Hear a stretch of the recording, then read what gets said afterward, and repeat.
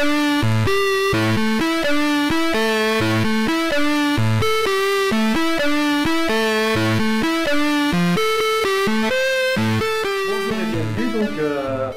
au Web & Breakfast déjà numéro 12. Donc on va parler aujourd'hui du référencement, essentiellement référencement naturel. Voilà, je vous demandais tout à l'heure si vous aviez des comptes AdWords, c'est référencement payant. Nous aujourd'hui on va vraiment parler que du référencement naturel, donc SEO, Search Engine Optimisation, l'optimisation pour les moteurs de recherche. Avant cela, je vais me présenter pour ceux qui ne me connaissent pas. Je suis Alexandre de Souza, je crée des sites internet maintenant depuis 6 ans, voire 7. J'accompagne les clients donc, dans toute leur présence digitale, le référencement, le positionnement, le référencement local aussi, on va en parler tout à l'heure, les campagnes d'achat de mots-clés, donc les campagnes AdWords, et également on crée des solutions logicielles et applications pour des besoins métiers. Voilà, donc aujourd'hui on va parler du référencement et des tendances du référencement en 2017. Voilà, donc la première chose, on va parler de l'optimisation pour le mobile. Actuellement en 2017 et déjà depuis l'année dernière, voire 2 ans, le mobile était dans toutes les priorités pour le référencement et ça l'est encore plus aujourd'hui. On va parler également de la sécurisation. Il y a 2 semaines, on a fait un atelier Web & Breakfast sur le HTTPS. Alors là, je vais revenir dessus très rapidement pour vous montrer, voilà, il y aura 5 cas ou 5 tendances. Donc le HTTPS en fait partie, donc j'en reparlerai aujourd'hui. On va également parler du contenu visuel, avec les vidéos et les photos, qui sont des besoins et qui se rapportent un petit peu aussi à l'optimisation pour mobile. On est tous utilisateurs mobiles, on regarde tous des vidéos, que ce soit sur Facebook ou autre, YouTube. On est friand de photos, de tout ce qui est contenu multimédia, plutôt que du texte. Voilà, c'est plus sympa de voir une vidéo que de lire du texte. On va parler aussi de la géolocalisation et du référencement local. Donc voilà, donc géolocalisation et référencement local, ça c'est pareil, j'ai envie de dire ça correspond un petit peu aussi à l'optimisation du mobile. Pourquoi? Parce que quand on est en mobile, on le verra tout à l'heure, les recherches que l'on fait, c'est souvent des recherches locales. Et en dernier, on parlera de l'utilisation des réseaux sociaux. Encore une fois, vous voyez, c'est tout un écosystème, les vidéos, les photos, les réseaux sociaux, c'est aussi là où on partage ce contenu multimédia. Et ça fait partie des tendances et des besoins d'optimisation en référencement naturel pour 2017. Allez, on y va. On est parti donc pour l'optimisation pour le mobile. Tout simplement, comme je vous le dis et on le fait tous, on est de plus en plus sur notre mobile. Voilà, il fait partie intégrante de notre vie. Donc, on l'utilise pour se renseigner sur ce que je vais faire, qu'est-ce que je dois faire, une recherche d'informations. Et maintenant, depuis quelques années, tous les ans, ça augmente de 43%. Il y a de plus en plus de recherches qui se font sur le mobile.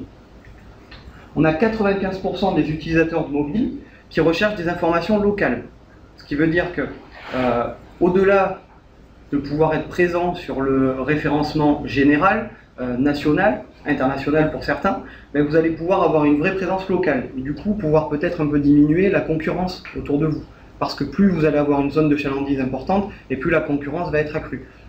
Donc le fait que sur le mobile, vous pouvez vraiment être vu, être visible localement, va vous pouvoir donner une force supplémentaire pour essayer de gagner des parts de marché.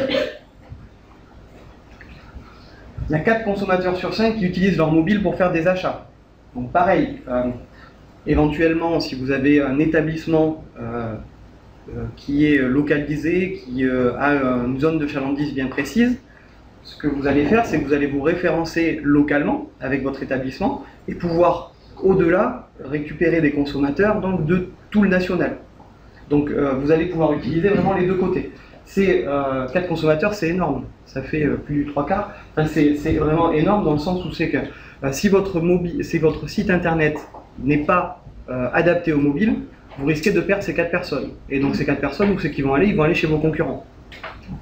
Donc la solution pour être mobile, c'est le responsive. Voilà. Alors, juste pour être encore plus précis, mobile first, faut savoir que depuis toujours, depuis que Google existe, on utilisait l'index desktop, c'est-à-dire du bureau. C'était l'indexation classique, c'est-à-dire quand vous cherchiez vous tapiez un mot-clé, vous avez un résultat qui correspond à un index, donc c'est-à-dire toute la partie des sites internet indexés sur Google, donc qui sont connus et qui ressortent pour des résultats, étaient sur un index desktop. donc celui qu'on utilise tous. Désormais, Google a créé un deuxième index qui lui est destiné vraiment au mobile. C'est-à-dire quand vous recherchez sur votre mobile, les résultats que vous avez ne sont peut-être pas forcément ceux qu'il y a sur le desktop.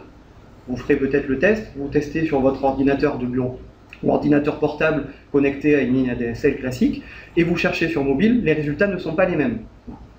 Donc c'est ce qu'on appelle l'index mobile, qui risque à terme de devenir le premier, le seul et unique. L'index desktop, donc lui, celui qu'on utilise, et l'index mobile qui analyse les versions mobiles, le contenu pour mobile. Ce qui veut dire que si votre site n'est pas optimisé pour le mobile, qu'il n'est pas visible, qu'il n'est pas responsive, qu'il n'est pas adaptatif, qu'il n'est pas un site AMP. Vous connaissez le AMP? C'est un nouveau système donc, de Google qui permet d'avoir accès à des infos très précises pour le mobile. Ça marche par exemple pour les sites d'information, les sites de recettes, les sites d'horoscopes. Et vous avez accès uniquement à l'information qui vous intéresse, très simplement et très rapidement sur le mobile. Donc ça, c'est-à-dire qu'on crée des pages spécifiques adaptées au mobile en AMP. Et donc du coup, ça peut être une solution. Maintenant, moi, ce que je conseille vraiment, c'est le site responsive, qui va s'adapter. C'est-à-dire qu'on a un seul et même site internet qui va s'adapter à l'ordinateur, qui va s'adapter à la tablette et qui va s'adapter au mobile. Voilà. Ce qui va vous permettre donc d'être indexé sur la partie mobile, et le jour, parce que ça va arriver, ça arrive peut-être au fur et à mesure, vous savez, Google teste tout le temps des nouvelles méthodes, ils changent leur algorithme, ça se trouve c'est déjà en cours sur certaines requêtes, sur certaines recherches, l'index mobile passe en premier. Ce qui veut dire que ceux qui vont apparaître en premier sur les résultats, ce sera les sites qui sont optimisés pour le mobile. Donc c'est là où pour moi c'est vraiment le facteur primordial en référencement, si on veut attaquer le référencement maintenant, c'est d'avoir un site à 100% optimisé pour le mobile. Voilà, donc l'index mobile risque de devenir l'index principal. Et donc la solution, c'est le responsive. C'est vraiment un site qui va s'adapter. Alors vous voyez, on a quasiment les mêmes présentations pour des résolutions plus petites, et on va avoir pour le mobile une présentation tout en longueur. C'est-à-dire que la personne va pouvoir naviguer, comme on a tous l'habitude de le faire maintenant, on remonte et enfin on descend pour aller voir le site au fur et à mesure des informations. Et donc, voilà, pour moi, en tout cas, c'est mon avis. Maintenant, on est tous différents, donc il y a certains référenceurs qui vont vous dire non, il faut créer de l'AMP, non, il faut faire un site pour le mobile, un site pour le desktop. Voilà. Moi, mon avis, en tout cas, c'est de créer un site responsive, surtout que maintenant toutes les technologies de développement, tous les codes nous permettent très facilement. Voilà, on peut très facilement faire des sites qui vont s'adapter avec les différentes résolutions d'écran. Voilà, donc pour moi c'est la solution. Donc ça, si vous avez un site internet qui n'est pas responsive, c'est votre priorité cette année. Pour moi, c'est là qu'il faut aller et transformer votre site pour qu'il devienne responsive. Pour en tout cas mettre toutes les chances de votre côté d'être le mieux référencé. Et le jour où Google mettra en avant son index mobile, donc l'indexation des sites internet qui correspondent aux règles du mobile sera prioritaire, vous serez quand même bien placé. Et pas uniquement sur le mobile. La deuxième, vraiment priorité pour moi aussi, c'est le HTTPS, la sécurisation de votre site internet. Voilà, donc le HTTPS, qu'est-ce que c'est? C'est un protocole qui permet d'échanger les données entre le site internet et le navigateur, donc votre navigateur quand vous surfez. Ça permet de sécuriser ces données. C'est-à-dire que le flux est échangé avec un cryptage qui ne permet pas à quelqu'un de récupérer les informations qui sont communiquées. Donc c'est valable surtout quand on est par exemple sur une page membre, où on va noter un mot de passe, un code utilisateur, mais c'est aussi valable pour l'ensemble du site désormais. Voilà. Depuis 2014, Google avait dit, voilà, comme toujours, ils préviennent un petit peu toujours à l'avance, même si des fois ils mettent des échéanciers très rapides. En tout cas, ils avaient prévenu depuis 2014 en disant attention, on va commencer à prioriser tous les sites HTTPS. Voilà. Et là, cette année, ils sont allés plus vite, puisque en 2017, ils ont tout simplement dit fin janvier, voilà, si votre site n'est pas sécurisé, vous aurez ça désormais sur le navigateur Chrome. Il faut savoir que derrière Firefox a suivi, Edge a suivi, et donc tous maintenant, quand vous vous connectez sur un site internet qui est en HTTP, vous avez une indication qui vous dit attention, ce site n'est pas sécurisé.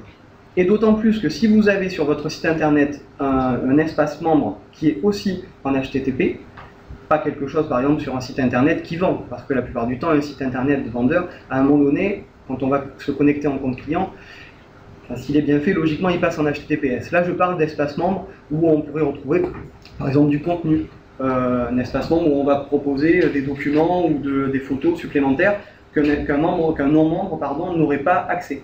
Mais là c'est pareil, dès que vous allez vouloir rentrer sur le formulaire vos informations, vous allez avoir un message encore plus précis en dessous du formulaire qui vous dit « Attention, ce site n'est pas sécurisé, tous les échanges que vous avez avec ce site peut être interceptés par des hackers ou des pirates. » Voilà. Donc là, dites-vous bien que qu'est-ce qui va se passer si vous avez un client, un prospect qui va arriver sur votre site et qui voit soit cette partie-là, soit une alerte qui lui dit « Attention, le site n'est pas sécurisé ». Moi, le premier, qu'est-ce que je fais? Je ferme tout, je m'en vais. Et je vais voir le concurrent qui lui est dans HTTPS. Donc c'est maintenant une vraie priorité aussi, parce que ça c'est quelque chose qui fait peur, c'est pas rassurant, alors que de l'autre côté, un petit cadenas vert, ça rassure et la personne est déjà rentrée dans votre site avec, sans appréhension et avec sécurité. Voilà. Donc il va peut-être être plus enclin à devenir justement client.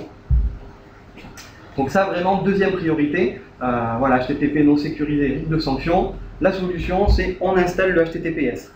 Donc pour ça, je l'ai très bien expliqué, je vous invite à aller voir par exemple le Web and Breakfast numéro 11 en vidéo, où je donne les sites qui vous permettent très facilement d'avoir un HTTPS. Par exemple OVH, si vous avez un hébergement et le nom de domaine chez OVH, très simplement, vous pouvez demander à avoir le HTTPS. Donc ils vont activer le certificat SSL sur le nom de domaine et vous aurez un site sécurisé. Alors attention, quand je dis c'est simple de produire le certificat, de générer le certificat. Par contre derrière il y a quand même un travail de vérification. Très rapidement, le HTTPS c'est comme si vous ouvriez un nouveau site. C'est-à-dire que quand vous proposez à vos visiteurs un https://monsite.com, c'est un nouveau site, c'est un site différent que http://monsite.com.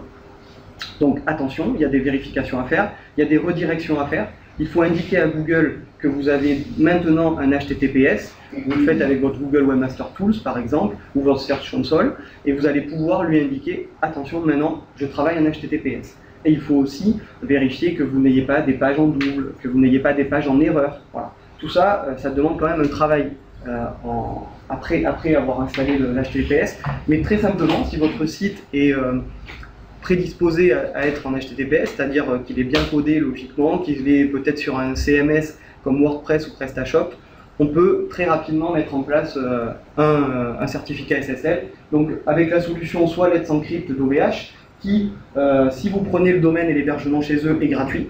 Voilà, il vous génère directement. Let's Encrypt tout seul aussi vous propose de créer votre certificat. Et vous avez juste ensuite à l'installer sur votre site internet. Alors soit par votre prestataire d'hébergement, si c'est pas OVH ou autre, soit par votre console comme Plesk ou cPanel, voilà, si ça vous dit quelque chose. Voilà, c'est des systèmes de gestion de serveurs. Donc il y a aussi Gandhi.net qui eux par contre sont payants et pareil qui vous permettent de générer. Alors il y en a une pléthore, Komodo, Toft, voilà, il y en a beaucoup. À vous de trouver celui qui correspond. Maintenant si vous voulez un qui fonctionne, qui est simple et qui est gratuit, c'est Let's Encrypt. Donc ça vraiment deuxième priorité. Donc on met son site en responsive, on met son site sur votre certificat SSL. Là quand la personne arrive sur le mobile, c'est carrément une page qui lui dit attention, ce site n'est pas sécurisé, et donc il n'a même pas accès au contenu derrière. Donc là pareil, prudence, parce que le faire vraiment revalider, revérifier, voilà. Donc je dis tout sur le Web and Breakfast 11, vous avez même des sites qui vous permettent de vérifier que votre site a un bon certificat et qu'il fonctionne. Ça je vous invite à aller voir. Troisième résolution, alors vous voyez là, à chaque fois, c'est vrai que j'en ai pas parlé, je vous montre des infographies qui sont sorties, donc il y en a deux principales. Bon, là pour eux c'est la 9e résolution, pour moi je la mets en 3e. On a même celle-là voilà, qui la met en 2.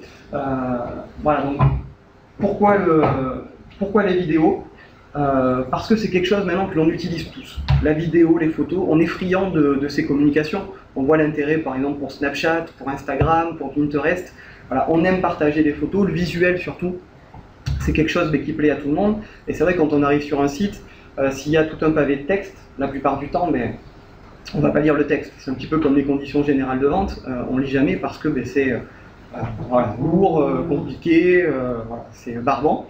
Alors que des vidéos, des images, mais de suite on sait qu'est-ce qu'on voit, où on est, qu'est-ce que ça présente. Et moi, je vous invite à en faire, voilà, parce que 80% des vidéos, alors donc, oui, ça c'est par rapport à YouTube, hop, voilà, il y a un positionnement des vidéos qui se fait 50 fois plus fort, en tout cas, que un contenu texte plein. Vous avez une page avec un contenu où il n'y a que du texte.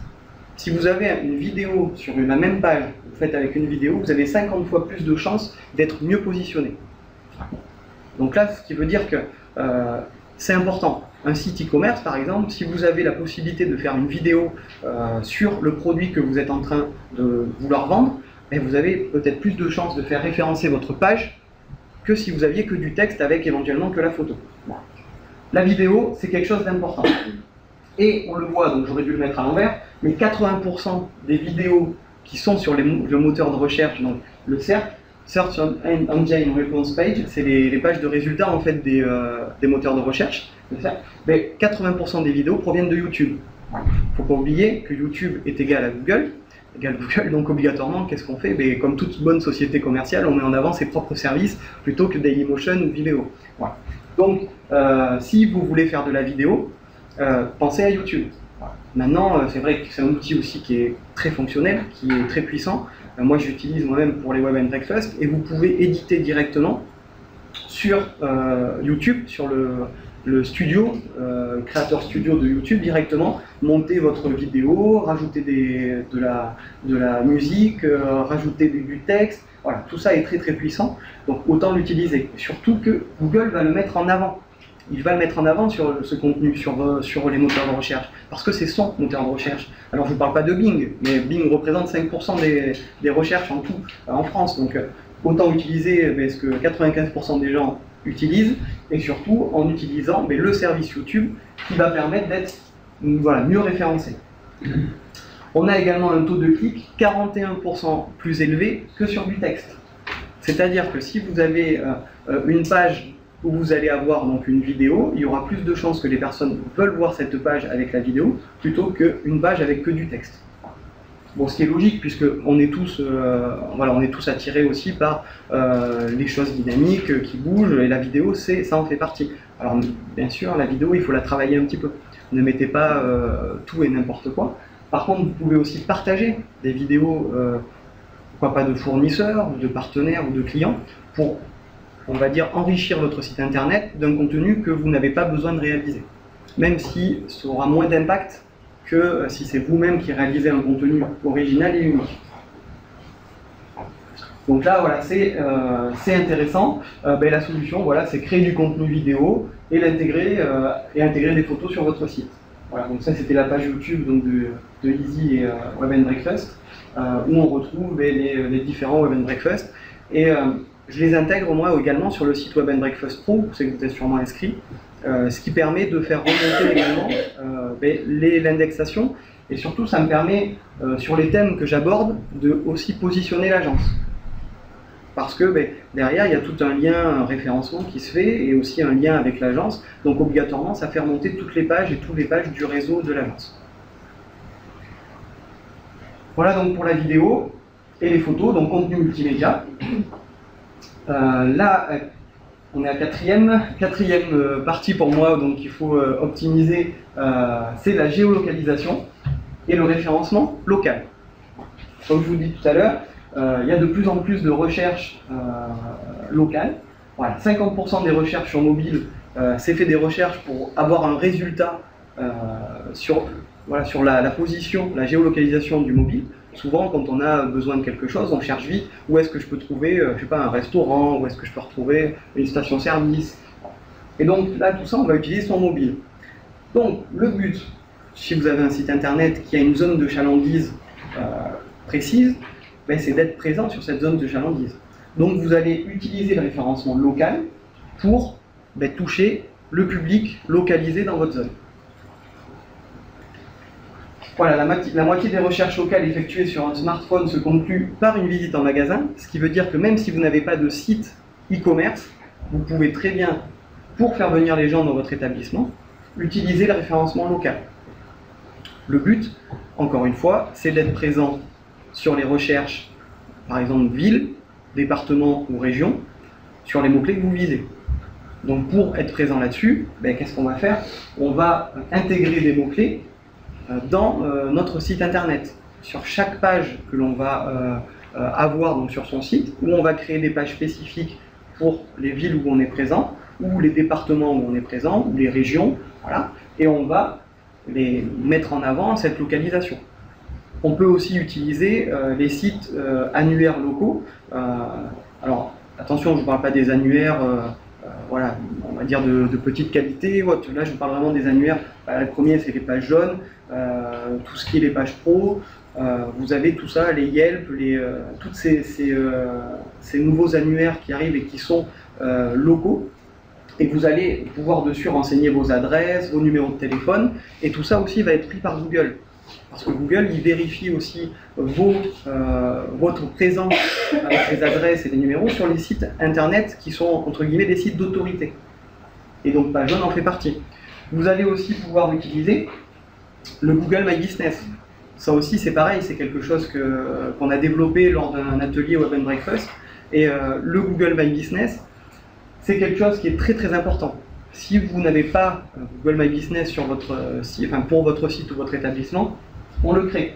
C'est-à-dire que là, c'est un outil pareil que YouTube, c'est un outil Google qui vous permet de renseigner votre adresse, votre service, vos numéros de téléphone, vos horaires d'ouverture, voilà, votre site internet. Tout ça, c'est primordial. Voilà. Le My Business, c'est le premier maillon du référencement local. Voilà, donc là, c'est vraiment très très important.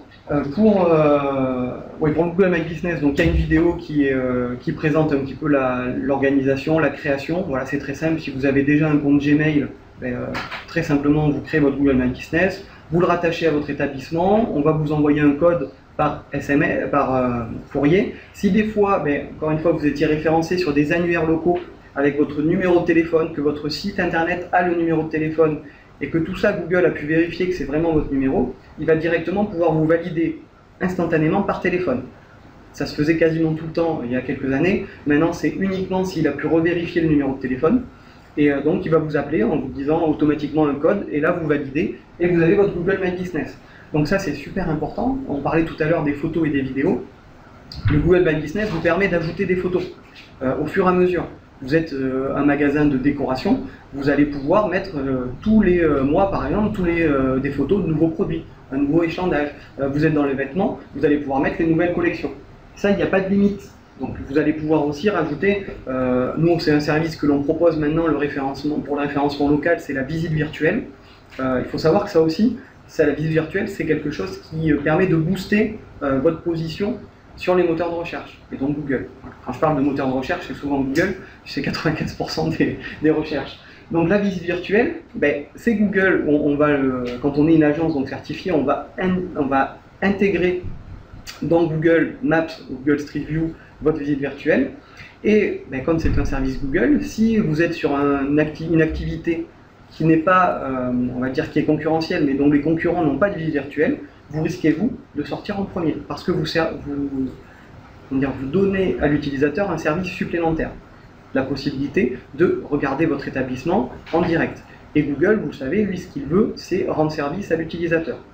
C'est-à-dire que quand quelqu'un cherche quelque chose sur Internet, il veut que cette personne trouve, parce que si elle trouve, c'est pertinent, donc la personne, la prochaine fois qu'elle recherchera, elle reviendra sur Google. C'est pour ça que maintenant on est à 95% de recherche sur Google, parce que voilà, moi comme vous, comme moi, on a toujours trouvé, normalement, tout ce que l'on cherchait sur Google. Et donc ils veulent continuer à ça. Donc si vous avez une visite virtuelle que votre concurrent n'a pas, vous risquez d'apparaître plus haut dans les résultats et devant votre concurrent. Donc utilisez-le. C'est vraiment aussi la base du référencement local. Voilà, donc cinquième ensuite tendance SEO, c'est les réseaux sociaux. Donc l'utilisation des réseaux sociaux, on l'utilise tous au moins personnellement pour diffuser des infos personnelles, pour partager avec sa famille, ses amis. On peut aussi l'utiliser pour le business. Voilà. Là, c'est une infographie qui a indiqué que 76% des marketeurs utilisent les réseaux sociaux pour booster leur SEO. Ce qui veut dire que c'est vraiment un indicateur qui fonctionne. Désormais, Google indexe tout ce qui est réseaux sociaux. Les Facebook, les Twitter, les YouTube, donc bien sûr, LinkedIn, Google+, Viadeo, même si c'est en baisse, mais voilà, on peut utiliser tous les réseaux sociaux pour booster sa visibilité et sa notoriété. Donc on va utiliser Facebook parce que ça va augmenter sa visibilité et ils apparaissent désormais dans les moteurs de recherche. Tout ce que vous allez mettre donc, dans les articles, les images, les vidéos, que vous allez peut-être aussi avoir sur votre site internet, partagez-les sur Facebook. Parce que derrière, vous allez créer une communauté qui font des liens, des partages, et plus vous aurez de partages et de liens, plus vous aurez entre guillemets de points. Parce que Google, lui, il joue aussi sur la popularité. Ce qu'il veut, c'est que indirectement, c'est un peu comme les petites étoiles ou les j'aime. Plus vous allez avoir d'étoiles, plus vous allez avoir de j'aime, plus cela veut dire que votre site ou votre activité ou vos services sont aimés et sont donc pertinents. Et il va utiliser votre pertinence et votre visibilité sur les réseaux sociaux pour générer les positions sur son moteur de recherche. Donc en utilisant les Facebook, en utilisant YouTube, en utilisant LinkedIn, vous allez pouvoir booster votre visibilité, votre pertinence sur Internet par l'intermédiaire des réseaux sociaux. Voilà, donc ça, si vous ne l'avez pas déjà mis en place, pareil, on va créer un compte. Alors, je me répète souvent, mais l'atelier, on a aussi un atelier sur Facebook donc, qui vous indique comment, on va dire, structurer vos comptes pour permettre d'avoir par exemple votre compte perso, qui est votre compte perso, d'avoir un compte pro. Voilà, c'est ce que je conseille. Encore une fois, chaque référenceur, chaque consultant va vous donner peut-être des informations différentes. Moi, ce que je conseille, c'est d'avoir un compte pro vraiment indépendant de votre compte perso, qui va être attaché à votre page professionnelle, sur votre établissement, sur vos services. Voilà. Et donc, avec ce compte pro, vous allez pouvoir, par exemple, inviter des gens ou que vous avez déjà en relation professionnelle, ou trouver des gens qui sont ciblés, c'est-à-dire qui correspondent à ce que vous proposez. Et avec ce compte pro, vous allez pouvoir les inviter à devenir fans donc, de la page. Et ainsi, vous allez créer une sorte de communauté professionnelle, et grâce à votre page, vous allez pouvoir relayer des informations. Alors, pas uniquement des informations sur vos activités, vos services, parce que sinon vous allez, entre guillemets, ennuyer les personnes si vous parlez que professionnel, pardon. Le but aussi, c'est de parler de tout et de rien, et surtout des choses qui correspondent à votre activité quand même, mais autour de votre activité. Ça peut être une nouvelle législation, par exemple si vous vendez des barbecues, de dire tiens maintenant ça y est il fait beau, on va pouvoir ressortir les barbecues. Enfin, voilà, vous avez tout plein de possibilités avec Facebook, en tout cas de partager. Vous pouvez aussi partager les posts des personnes qui sont fans également, pour essayer de leur montrer que vous aussi vous êtes intéressé par leur on va dire leur vie et puis ce qu'ils font. Voilà, le but c'est vraiment de créer cette communauté, et grâce aux réseaux sociaux, cette communauté va influencer sur le positionnement de votre site internet. Excusez-moi. Voilà, donc le but vraiment c'est d'utiliser ces réseaux sociaux pour booster votre référencement, et ça fait partie des tendances fortes de cette année, parce que de plus en plus les réseaux sociaux vont être utilisés. Voilà. À un moment donné, les réseaux sociaux n'étaient même pas indexés, c'est-à-dire que ce que l'on avait sur Facebook, Twitter n'était même pas présent dans les moteurs de recherche. Désormais, ça l'est. Donc, ce qui veut dire qu'indirectement, si vous avez des liens sur les réseaux sociaux, c'est des liens qui boostent aussi votre site internet. Voilà. Donc ça, utilisez-le. Voilà, donc je suis allé un petit peu vite. Je ne sais pas si tout a été clair, mais on va faire une petite conclusion, et si vous voulez, on peut revenir directement faire les questions-réponses en même temps, si vous avez des questions. pour chaque point. Et voilà, on va regarder. Alors, là, j'ai fait. Voilà, donc en premier, c'est optimiser son site pour le mobile. Donc c'est le design, pour moi, donc, responsive, adaptatif. Est-ce qu'éventuellement vous avez des questions sur ce point mobile? Oui.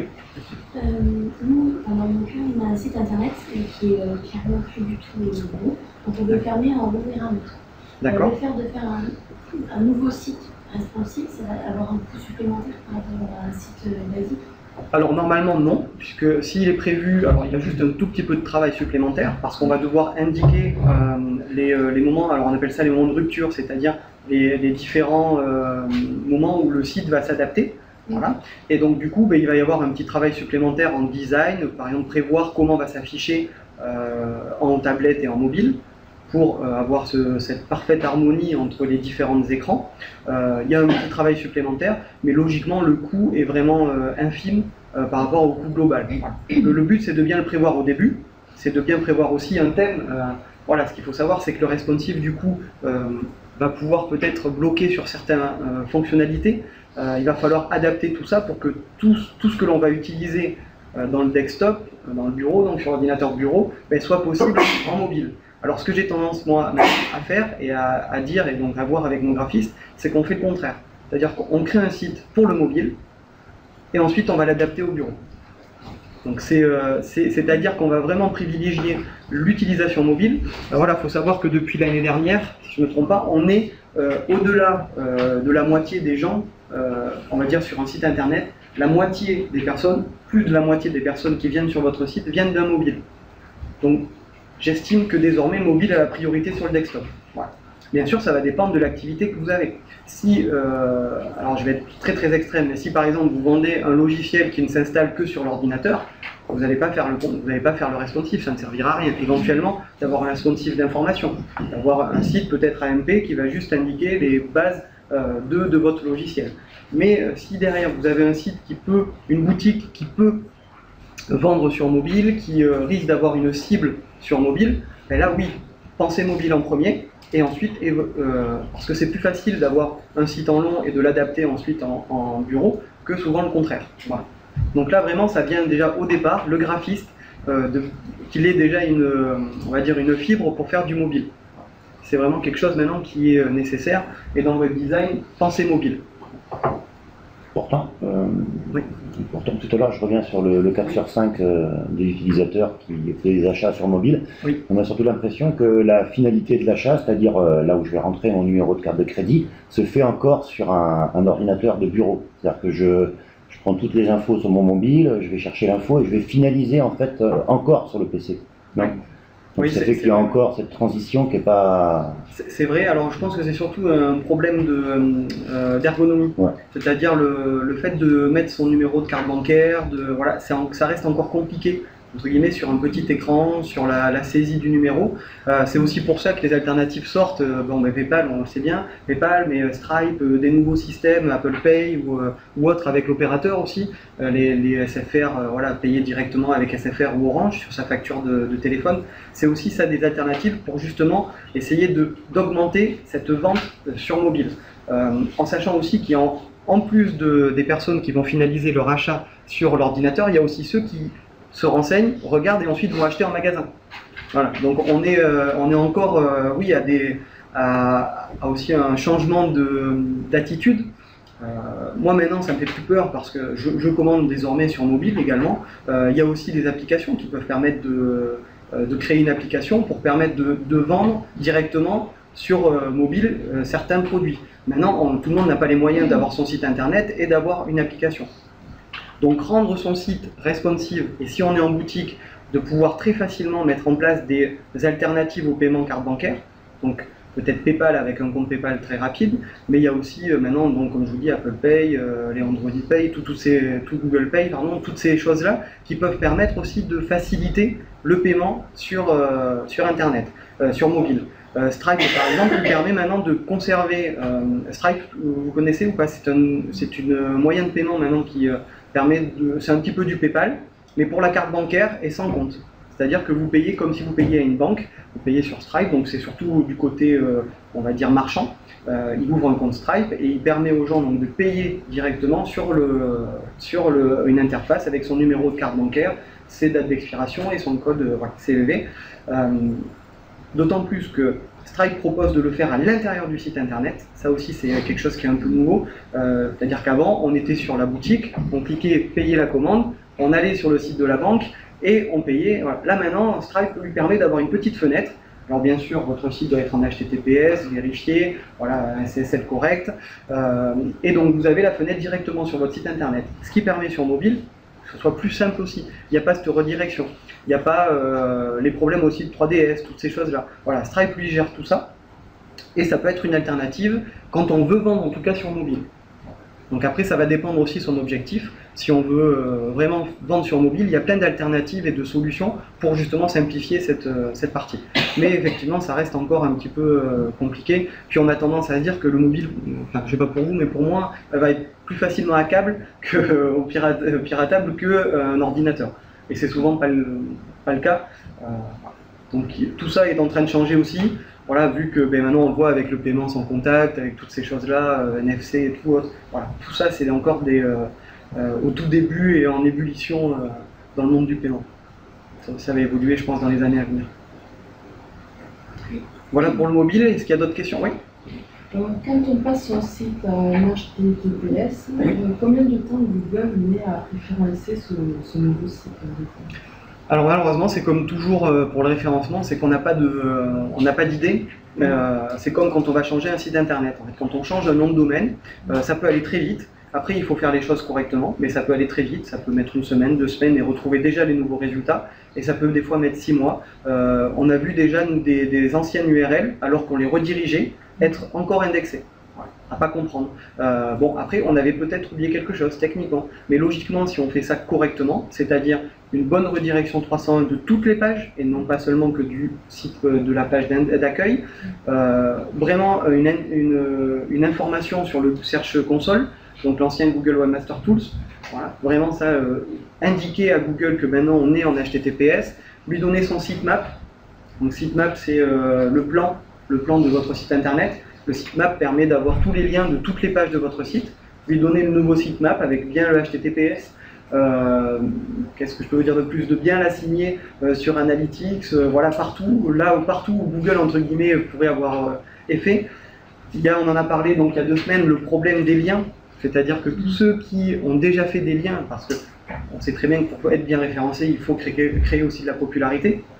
Donc j'imagine que si vous avez fait des campagnes d'acquisition de liens auprès d'autres sites internet, de partenaires, d'annuaires, de communiqués de presse ou d'autres, voilà, vous avez des liens vers votre HTTP. Donc si dans la mesure du possible, vous pouvez demander à faire modifier ces liens, c'est bien, parce que ça va booster encore votre référencement HTTPS. Donc si vous ne pouvez pas, normalement la redirection, donc 301 HTTP vers HTTPS, fera le travail, et c'est vrai que ça mettra un peu plus de temps. Bon. Le but, c'est vraiment de mettre toutes les chances de son côté pour que ce soit rapide, mais alors, on en avait parlé donc il y a 2 semaines, il y a une personne qui disait qu'il avait fait le test et qu'il avait mis, je crois, entre 2 et 3 semaines avant de retrouver une position, mais qu'il n'était même pas encore... non, il avait vu par ses concurrents, il avait annulé ses concurrents étaient vraiment tombés, étaient revenus au bout de 2-3 semaines, mais même pas aux places où ils étaient avant. Donc il y a effectivement un risque de déclassement. Bon, moi j'ai eu le temps de le faire début février, oui. Au moment où il y a eu le nouvel algorithme de Google. En plus, ça a été la chute.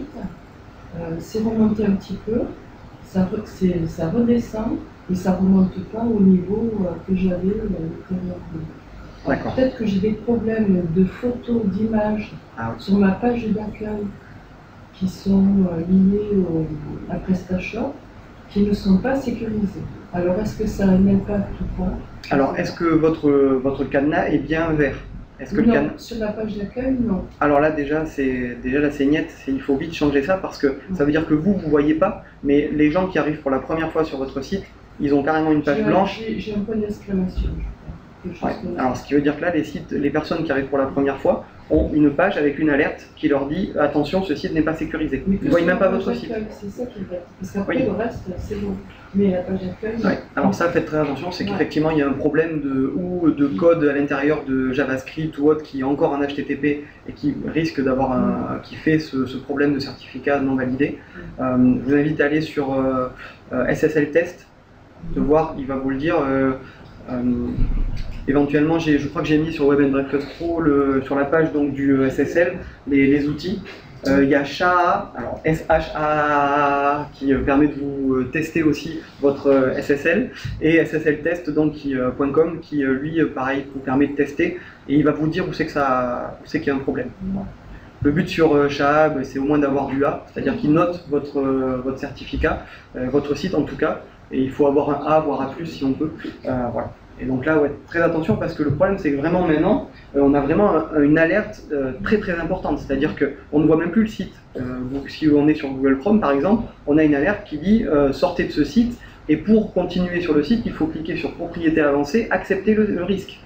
Imaginez quand même une personne qui veut acheter tout ce qu'elle doit faire, le nombre de clics avant votre site internet. Et là, directement, elle n'y va pas, quoi. Donc là, oui, première chose à faire vérifier, c'est ça. C'est ce problématique. Ça, c'est très très problématique. Bon, après, le HTTPS, voilà, Google aussi, je veux dire, ils ont demandé très rapidement de mettre ce système en route, mais je trouve quand même que c'est une bonne chose, parce que ça veut dire qu'entre guillemets, on va sécuriser le web et on va peut-être aussi éliminer toutes les pages. Je sais pas, vous avez sûrement déjà rencontré les fameux sites d'hameçonnage, là où c'est qu'on a l'impression d'être sur un site de banque et en fait on n'y est pas du tout, le site PayPal ou autre chose. Logiquement, si on réfléchit bien, comme ça va être coûteux entre guillemets de changer tout le temps de nom de domaine, de faire le certificat et autres, logiquement on risque de voir ce risque par exemple qui sera éliminé. Bon, j'imagine que les pirates trouveront d'autres solutions, mais voilà, déjà ça permettra d'éliminer peut-être une partie de ces problématiques. Donc pour moi c'est quelque chose de bien. Maintenant c'est vrai que ça demande encore d'avoir peut-être des coûts supplémentaires avec un technicien qui va venir, mais c'est vrai que c'est un investissement pour être sûr que ça fonctionne et bon, ça le SSL c'est quelque chose qui va être de toute façon obligatoire. Si d'ici le début de l'été vous n'êtes pas en HTTPS, pour moi c'est un vrai risque. Sur les réseaux sociaux, oui. on a un compte Facebook qu'on n'utilise pas, qui a juste été utilisé pour créer une page. Donc nous, on alimente la page, mais le compte en ligne n'est pas utilisé. Donc tout à l'heure, vous disiez que c'était intéressant d'utiliser les deux. Oui, bien sûr. Et quel contenu partager sur l'un et pas sur l'autre? Alors moi, le compte pro, limite, je ne diffuserai quasiment rien, ou je reposterai ce que j'ai mis sur la page. Oui. Quelle serait la stratégie la plus adaptée si on a plusieurs agences? Alors, si on a plusieurs établissements, en fait, c'est ça? Donc plusieurs... ouais. Exactement. Alors, ouais, mais ce qu'on va faire, c'est qu'on va déjà cibler sur son site internet toutes les agences. Donc, par exemple, faire une page bien définie pour chaque établissement. Et on va référencer avec, par exemple, Google Maps, si c'est des adresses bien différentes. On va créer un My Business pour chaque établissement. Donc, l'intitulé, ce serait agence de Brive, par exemple, agence d'Égletons. Oui. Mais on peut garder le nom de la raison sociale globale et détailler l'agence de telle ville. Oui, tout à fait. On peut mettre le nom, par exemple, dans le titre vraiment du My Business, le nom de l'agence, agence de Brive. Et est-ce qu'il y a un lien qui se fait dans Google My Business sur ces 4 entités, par exemple? Non. Alors, vous pouvez, vous, dans votre côté, avec Google My Business, créer un compte pro spécifique à vos établissements. C'est-à-dire que vous avez votre compte Google My Business avec votre Gmail ou votre Google Apps, et vous allez créer un compte pro défini spécifiquement à ces établissements. Alors ça c'est nécessaire quand on est à plus de 10 établissements la plupart du temps, puisqu'on peut faire une validation groupée sans avoir ce fameux code qui est envoyé. Voilà, on va faire en envoyant les papiers, la confirmation que l'on est bien propriétaire des établissements, on va pouvoir valider tous les établissements. Mais le compte pro ça permet de délimiter, et si vous voulez sur le Google My Business en lui-même, sur Google Maps, il n'y aura pas de lien direct. Par contre, si quelqu'un fait une recherche sur le nom de votre agence avec un zoom très élevé ou alors avec une zone de chalandise très importante, il va peut-être voir les différentes agences. Il pourra voir, par exemple, s'il fait un zoom des zooms sur la France, si en tapant le nom de votre agence, il verra peut-être les 4 ou 5 établissements. Et comment on gère si on a un numéro de téléphone unique? Alors ça, c'est pas un problème. Du moment, le plus important, c'est l'adresse. En fait, la clé de Google My Business, c'est l'adresse. C'est pour ça qu'il envoie ce fameux code avec l'adresse. C'est parce que lui, le but, c'est de référencer uniquement des établissements, des adresses. Donc si vos adresses sont différentes, vous pouvez avoir le même nom, le même numéro de téléphone et même le même site internet, il n'y aura aucun souci. Maintenant, ce que je vous conseille, si vous avez une page bien définie pour chaque agence, et ça c'est vraiment quelque chose qui peut être utile pour votre référencement local, d'avoir une page bien définie, c'est de mettre... Sur le site lui-même. Sur le site lui-même, tout à fait. C'est dans le My Business, selon l'agence, de le renvoyer, non pas vers le site avec la page d'accueil, mais sur la page de votre agence. Ce qui va en plus optimiser votre référencement local sur la page. Ouais. Et puis pareil, les photos différentes. Avoir une visite virtuelle par agence aussi. Oui, bien sûr, oui, puisque l'établissement est différent, donc oui. D'accord. Oui, ça c'est très important. Et c'est vrai que ça, les pages, c'est ce qui peut permettre aussi de faire du référencement, que ce soit local d'ailleurs ou référencement naturel. Quand on vise des mots-clés ou des villes ou autres, ben, si on peut, en tout cas, c'est de faire des pages bien définies. Quasiment, il faudrait faire une page par mot-clé que l'on souhaite indexer. Donc, une page par établissement que l'on souhaite indexer. D'où l'importance des contenus adaptés à chaque support, en gros, quoi, si on avait le temps de le faire et les connaissances. Quoi. Oui, c'est vraiment là, le but. En fait, il faut savoir que Google, il ne vous référence pas votre site internet ou votre page d'accueil. Il ne référence pas un site, en fait. Il référence des pages. Chaque page est égale à une pertinence sur un mot-clé. Alors, sur un mot-clé ou des mots-clés généralisés. Mais voilà, donc du coup, si on peut, là maintenant, ce que font par exemple les référenceurs, quand on optimise, on va aller regarder pour chaque mot-clé visé par le client, on va aller regarder s'il existe une page qui correspond à ce mot-clé et s'il y a moyen de l'optimiser. Donc ça, c'est vrai qu'au tout départ, quand vous créez votre site internet, essayez de prévoir votre contenu par rapport aux cibles que vous voulez viser. Voilà. Le plus simple, c'est de le faire en amont. C'est dès qu'on crée son site, de bien structurer son site pour qu'il corresponde à là où vous voulez être visé, là où vous voulez être ciblé. C'est-à-dire ? Comment ? C'est-à-dire ? C'est-à-dire que si vous voulez viser par exemple du référencement local, vous allez faire des pages pour chaque localisation ou localité que vous voulez viser. Si vous voulez plutôt mettre en avant des services, vous allez faire une page vraiment pour chaque service. Et pour aller encore plus loin, vous allez pouvoir faire une page de chaque service pour chaque ville. Voilà, on peut aller très très loin dans le système.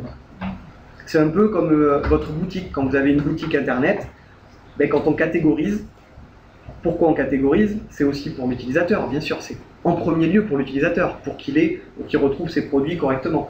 Mais derrière, il faut aussi avoir une recherche sur la catégorisation référencement. Comment on va vouloir référencer ses produits? Est-ce qu'on va vouloir référencer sur des robes en soie, ou plutôt sur des robes rouges? Voilà. Après, il y a toute une stratégie à mettre en place. Après, c'est aussi selon les produits que l'on vend, on va pouvoir mettre en place des techniques pour référencer sur des mots-clés bien précis. Est-ce que vous avez d'autres questions sur les réseaux sociaux, le SSL, YouTube, le référencement en général, hein, si vous avez même des choses qui ne correspondent pas, on a encore un peu de temps. YouTube, ouais, rapidement, j'avais entendu dire que YouTube était le deuxième moteur de recherche en France. Oui. Oui, alors après j'ai pas les chiffres exacts, mais oui, je pense que ça doit être dans les, ça doit être dans les 200 premiers. C'est important, c'est vrai de... Je pense que maintenant Facebook commence aussi à mettre en avant aussi ses recherches. Ils ont essayé à un moment donné, ils voulaient essayer de contrer Google en essayant de proposer des recherches un peu plus élaborées. Bon, ça j'ai eu l'impression que c'est tombé un peu à l'eau. Maintenant ils ont l'air de se consacrer plutôt aux professionnels. Je ne sais pas si vous avez vu, là ils ont sorti le Facebook for Works, voilà, enfin des... Donc oui, YouTube, c'est en fait, encore une fois, c'est le contenu multimédia. Les gens recherchent toujours du contenu. Et la plupart du temps, sur le mobile, on recherche les vidéos, les choses comme ça. On recherche du contenu un peu interactif. Donc YouTube, oui, c'est... Donc il faut bien taguer, en fait. Si on peut, bien taguer, d'essayer de bien définir dans le nom. Voilà, répéter. Et plus on a de vues, bien sûr, plus on va être positionné. Après, ça fait un peu pareil que le référencement classique. Essayer d'alimenter, d'avoir un compte précis, de ne pas hésiter aussi à lier, si c'est possible, des vidéos, par exemple avec des playlists ou des... je crois que c'est playlists, oui, je sais comment ça s'appelait. C'est de grouper en fait plusieurs vidéos sur un même thème, les mettre par exemple sur des playlists bien définies, Et après, de la promotion sur son site. Parce que tout le monde crée sa chaîne aujourd'hui. Bah oui, c'est ça. Les politiques sont à fond dedans. Alors moi j'ai des enfants, en ce moment, ils regardent les jeux, les gens qui jouent à des jeux. Oui, je comprends toujours pas. Mais... Pour les astuces. Non, parce qu'après ils jouent pas au jeu. Je leur dis, tu veux qu'on l'installe? Non, c'est bon. Bon, voilà, donc après, oui, mais on voit Twitch, par exemple, en ce moment, il y a Twitch, c'était un réseau social maintenant qui devient un peu plus élevé, qui là aussi, c'est des gens qui jouent et qui proposent à des communautés de regarder pendant qu'ils jouent. Et c'est assez phénoménal, parce que je crois qu'il y a des chaînes qui ont 50, 100 000 personnes en même temps, qui regardent le jeu en même temps. Et on se dit, bon, c'est assez fou. Et Facebook, d'ailleurs, est en train de mettre en place le service. Voilà, faut se dire aussi que Facebook, je sais pas si on en parlait hier, en agence avec Arnaud, donc mon collaborateur, on parlait de Facebook qui n'innovait plus tant que ça, mais qui avait plutôt tendance à copier. Et on a vu quand il y a eu l'histoire des Snapchat, Periscope, ils ont sorti la vidéo en live, direct. Là en ce moment, donc, ils sont en train de faire les vidéos sur les jeux. On a vu quand on a les visites virtuelles, Google Street View qui mettait en avant les visites virtuelles, qu'est-ce que fait Facebook, vidéo 360. Voilà. Et donc du coup, on a l'impression qu'ils copient un peu ce qui fonctionne. Et là, ce qui fonctionne, c'est Twitch avec les jeux vidéo. Voilà. Donc les vidéos, c'est le moyen en fait le plus simple de faire du contenu, si on va par là. Voilà. Là, je pourrais par exemple, je prendrai une photo tout à l'heure si vous l'accordez, je pourrais par exemple me filmer vite fait en live, et c'est quelque chose de très rapide, instantané, et qui va attirer. Faites l'expérience très rapidement dans votre voiture, vous prenez, je sais pas, le thermostat, vous dites, il fait très chaud ce soir, vous mettez 5 secondes, hein, et vous allez voir le nombre de personnes qui vont mettre j'aime ou qui vont commenter, par rapport à une simple photo. Alors si en plus vous prenez votre chat qui est dans une boîte, alors là, là vous explosez le compteur, mais voilà, en fait on se rend compte vraiment qu'il y a un intérêt pour la vidéo, pour échanger, et voilà, et je pense que c'est l'évolution même du partage des réseaux sociaux, de la communauté. On a de plus en plus envie de partager. Alors avant c'était juste des petits bouts de texte, des SMS, et maintenant on a envie de partager des vidéos. Voilà. On voit avec les FaceTime, Google a sorti Google Duo pour permettre de faire des visioconférences directes à deux. Enfin voilà, c'est je pense l'avenir aussi des vidéos.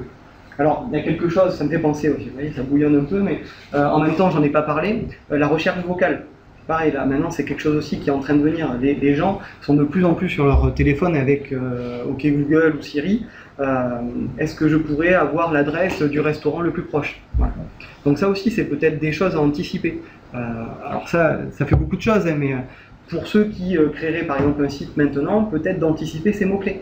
Parce que alors moi ça fait très longtemps que je travaille sur les longues traînes, c'est-à-dire les mots qui sont, les phrases qui sont entre 3 et 5 mots. Trouver un restaurant à Brive-la-Gaillarde, par exemple. Acheter une robe en soie rouge. Tout ça, tous ces mots-clés, c'est des choses qui permettent de, on va dire, faire de l'entonnoir, c'est-à-dire d'avoir peut-être moins de clics, peut-être moins de référencement important, mais de cibler les gens que vous voulez voir dans votre site internet. Et donc la recherche locale, c'est peut-être là-dessus qu'il faut voir, et de trouver les mots-clés, d'intégrer les mots-clés dans son site internet qui correspondent à la recherche vocale. Voilà. Ça aussi c'est une autre piste, bon, qui n'est pas encore pour moi, pas pour 2017, mais c'est anticipé pour les années à venir. Parce que de plus en plus on va être habitué dans sa voiture, maintenant on a Android Car et c'est quoi, c'est iOS Car ou voilà, Apple Car, qui vous permet de mettre votre téléphone, l'écran de votre téléphone est sur l'écran de votre voiture et vous lui parlez. Maintenant il y a des voitures qui sont entièrement vocales. Et donc c'est quelque chose qui va venir vraiment... Je pense que le plus important, ça va être ça, c'est de se cibler sur des mots-clés qui vont être sur de la longue traîne. En plus de YouTube, en plus de tout ça. Bon, ça, gardez-le sur un coin de votre cerveau. Pour l'instant, les priorités, voilà, c'est celle-là. Est-ce qu'éventuellement, il y a d'autres questions sur le... Oui. Juste une petite question. Oui. Pour les SSL, les différentes qualités des différents SSL, des différents tarifs, est-ce que vous avez des retours, des différences oui, alors la priorité, c'est le 2048. Je crois 2048 bits, donc c'est les premiers, c'est les Let's Encrypt qui le fait. Normalement, ils sont tous 2048 minimum. Les différentes qualités, en fait, c'est juste de la certification. Donc il y a trois grandes catégories d'SSL. La première, donc c'est juste la validation du domaine. Donc c'est ce fameux petit cadenas vert que l'on a quand on a acheté un certificat qui correspond au domaine. Ensuite, on a un deuxième, c'est la validation de l'établissement. C'est-à-dire que le certificat n'est pas donné pour le domaine, mais est donné pour la société. Par exemple, moi, Easy, je vais prendre un certificat pour webandbreakfast.pro, mais celui qui a le certificat, c'est Easy. Donc quand la personne va faire information, elle ne va pas voir que le nom de domaine, elle va voir Société Easy, 10 rue Armand-Souris, 19 800 Brive. Et le troisième et le plus important, c'est le Extended, qui lui est par contre, ça met je crois dans les 15 jours avant d'arriver, mais vous avez la petite barre verte, et par exemple si vous allez sur PayPal ou sur Crédit Agricole, vous voyez une grande barre verte avec marqué Crédit Agricole ou PayPal ou le nom de la banque. Et là donc c'est l'Extended, et c'est celui qui est le meilleur, voilà, le plus cher et le meilleur, puisque là carrément vous avez une vraie assurance. Le client quand il voit le nom de la société, il voit le nom qui correspond sûrement au site, donc là il y a une vraie valeur ajoutée. Maintenant en termes de technique, pour moi ils se valent tous du moment qu'ils sont bien organismes de génération de certificats, voilà, qui sont validés. Non, normalement il n'y a pas de différence, on va dire techniquement, puisque c'est du SH2, logiquement, enfin maintenant on est tout SSL, il y a TLS aussi, mais voilà, on est tous dans les mêmes, normalement techniquement dans les mêmes cordes. La seule chose qui différencie c'est la validation. Et la garantie, la fameuse garantie. Oui, la garantie, voilà, en sachant que le domaine de validation il n'y en a pas. Par contre, à partir de l'établissement, on peut avoir 1000, 10 000 euros, voilà, garantie. C'est-à-dire que là, c'est par exemple pour l'acheteur. Pour l'acheteur, il a une garantie, en plus que le site est certifié, et que s'il y a un problème, il y a une valeur garantie. C'est vrai que je ne l'indique pas, mais effectivement. Donc là, oui, après, alors au tout début, le mieux, c'est de faire le SSL classique, hein, le domaine validation, à part, bien sûr, si vous avez plusieurs sites. Si vous avez tout un réseau de sites internet, le mieux c'est de prendre directement l'Extended. Il va vous coûter peut-être plus cher, mais bonjour. Peut-être plus cher, mais du coup il va quand même vous permettre de sécuriser l'ensemble de tous vos domaines. C'est quand même plus intéressant. Vous payez qu'une fois pour tous les domaines. C'est-à-dire que si j'ai un compte VH et que j'ai plusieurs sites internet et de plusieurs personnes, oui. Je peux avoir le SSL pour tout le monde. Attention, non, pardon. Non, là je parle pour une entreprise unique. Voilà. Une agence, elle va juste acheter le certificat pour une entreprise. Là, c'est vraiment l'entreprise. C'est-à-dire que on va prendre McDo. Allez, je vais prendre McDo qui ont plusieurs sites partout. Même non, ils n'ont même pas plusieurs sites, non, j'ai des bêtises. Plusieurs sites internet. Voilà, quand je veux dire un nom de domaine. C'est-à-dire que vous avez votre site a.com, vous vendez des robes. Vous avez fait un site pour les robes rouges, un site pour les robes vertes et un site pour les robes bleues. Vous allez valider votre entreprise de vente de robes et vous allez avoir un seul certificat pour votre site de vente robe rouge, votre site de vente robe verte et votre site de vente robe bleue, voilà, avec le même certificat. Il sera multi-domaine. Du coup, il va vous coûter plus cher au départ, mais ça va vous permettre de sécuriser l'ensemble de vos sites internet.